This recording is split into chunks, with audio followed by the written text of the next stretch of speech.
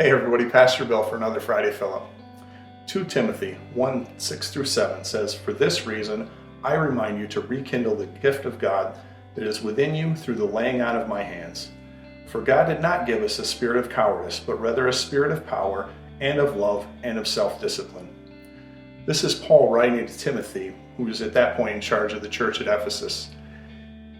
He's trying to reinforce something. It seems that Timothy is sort of a timid gentleman. Although he's in a position of authority and of power, he's not really taking it in hand.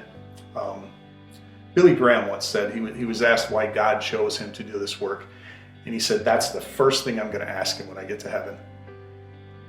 I came to New Life CNY, I think 2.5 years ago, and if you've ever seen me speak, it's pretty clear I'm not the most qualified person for this job, but I'm in great company.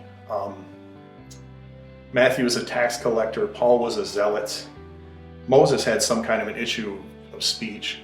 Paul was just this impetuous guy who got himself in all kinds of mischief because he really couldn't slow himself down. So not being qualified to do the work of God really isn't the issue. The willingness to step out in faith and do what you're called to do, even and especially in times where you don't feel like you might be completely qualified for it.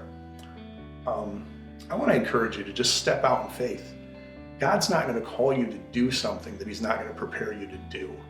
Do your best. If that includes getting some training and all those kinds of things, absolutely. But if God's called you to do something today, God wants you to do it today. Just step out in faith, see what happens. Spend a little time and see what you think God might have for you to do today. And then look for support in doing it. Have a blessed day, and we'll see you next week.